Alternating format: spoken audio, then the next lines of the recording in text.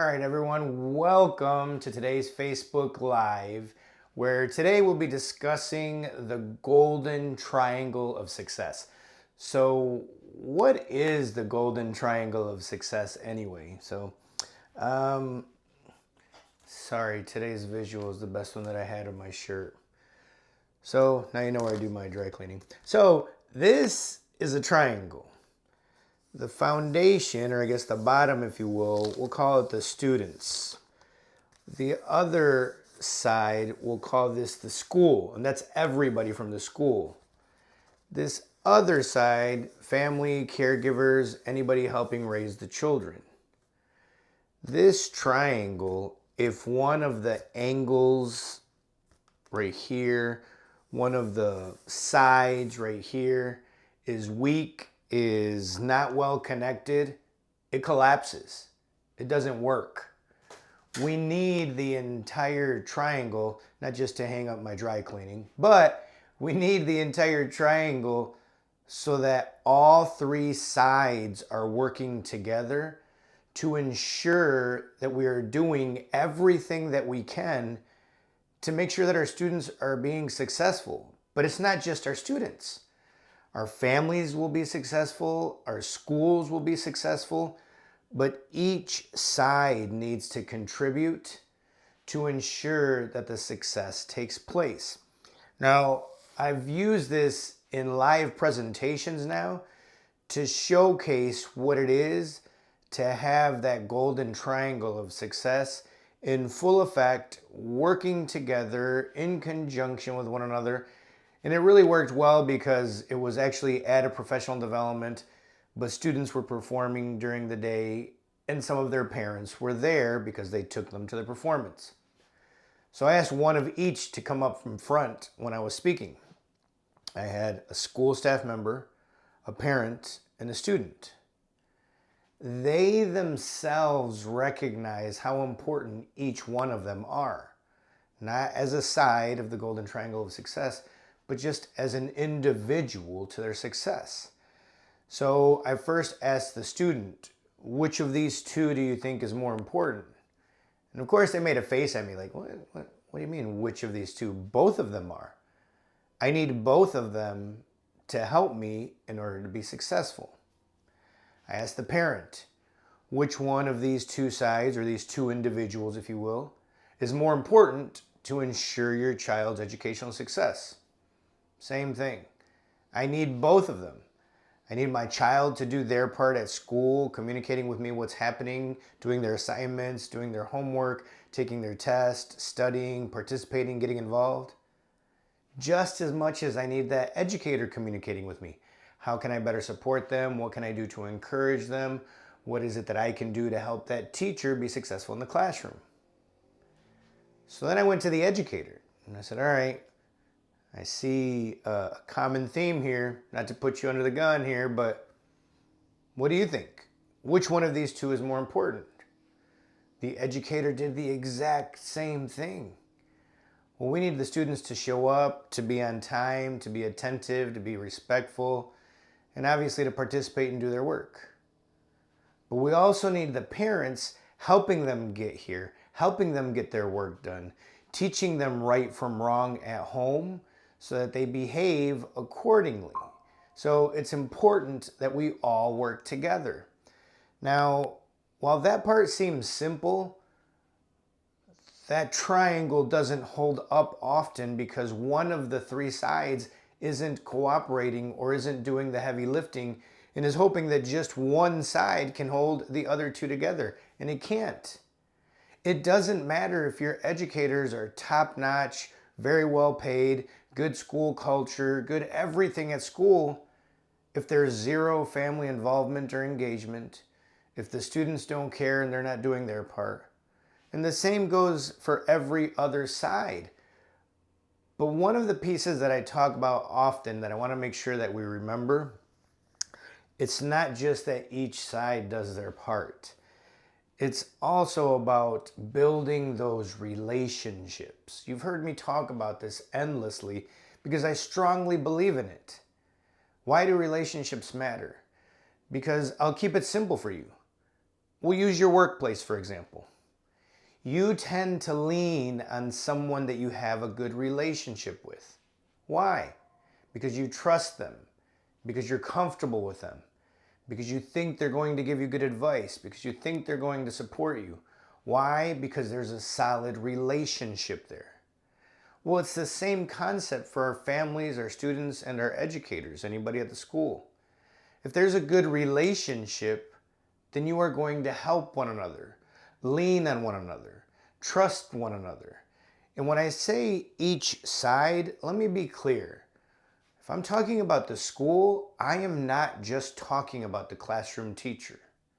It can be the counselor, it can be an administrator, it can be the cafeteria person, it could be the janitorial, the custodial staff, it could be a security guard, it could be a bus driver.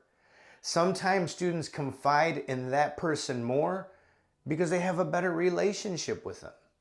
We've worked with schools where when recruiting for events like a summer camp or a Saturday event or an evening event, sometimes it's the bus driver, the custodial staff, and the security of the school that are our best recruiters because they're out there giving fist pumps and talking to students regularly, checking in with them, asking them how life is going.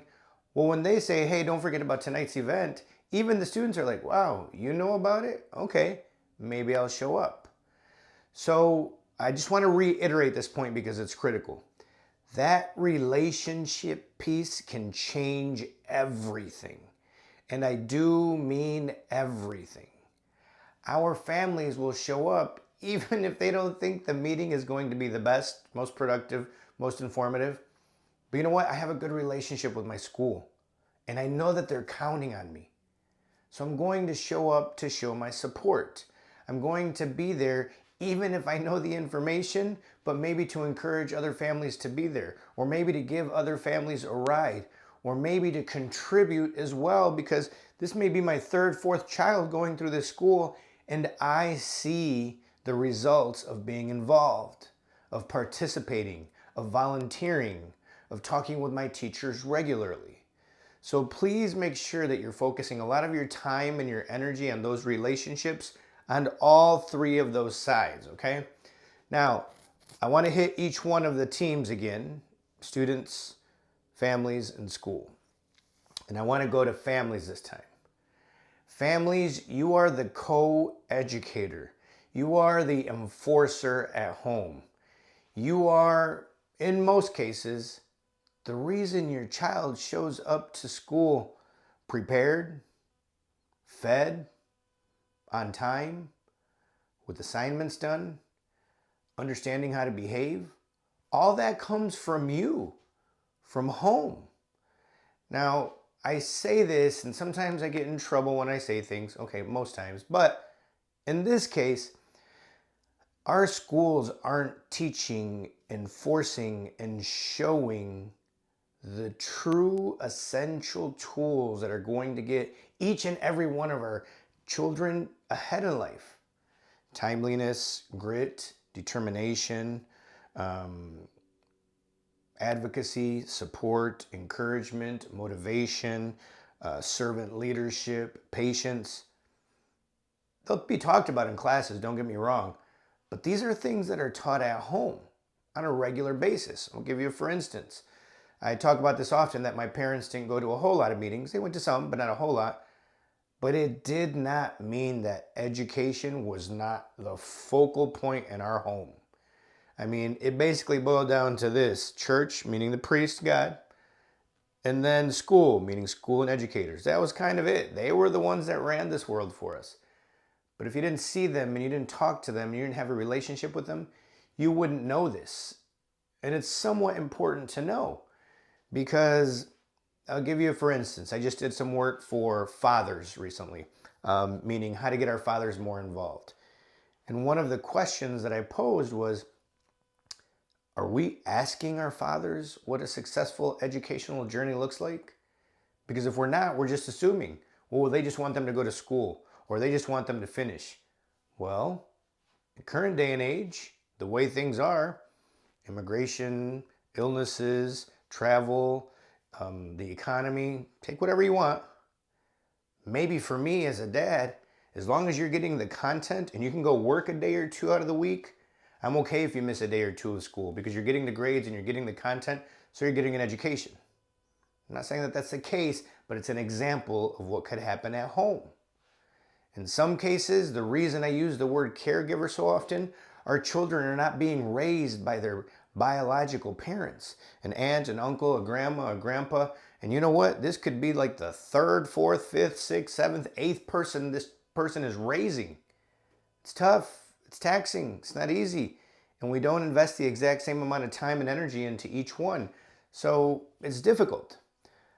But that side, the family, doesn't just consist of mom, dad, grandma, grandpa. It could be an aunt and uncle or the cousin that ended up going to college, vocational school, technical school, barber school, culinary school, and they're being the example for their family.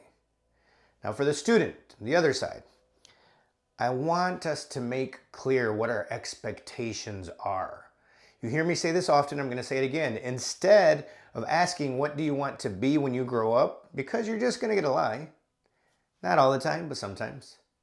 Change the question to, what is it that you want to change in our family when you're a grown professional? Why is it that you do or don't like school? Why is school needed? Where is it going to help you get to in terms of your dreams, goals, and aspirations?